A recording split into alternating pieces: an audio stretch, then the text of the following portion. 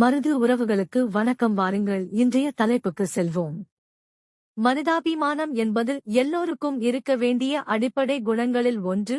சக மனிதன் துன்பப்படும் போதோ அல்லது அவனது உயிருக்கு இன்னல் நேரும் போது அவனுக்காக பேசுவது என்பது அடிப்படை குணம்.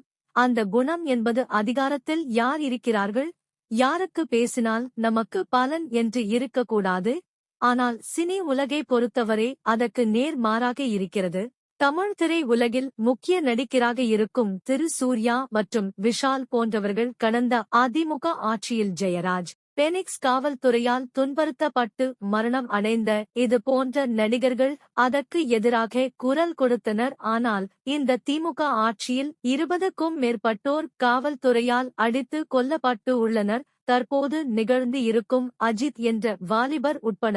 ஆனால் மேலே சொன்ன நடிகர்கள் இதுவரை இந்த சமூக கொடுமைக்காக இதுவரை எதுவுமே பேசவில்லை. ஆகஸ்ட் இவர்களை பொறுத்தவரை ஆளும் அரசு திமுகவாக இருந்தால் வாய் திறக்க மாட்டார்கள். காரணம், தங்களது படத்திற்கு பிரச்சினை வரக்கூடாது என்று நினைத்து விட்டனர் போல.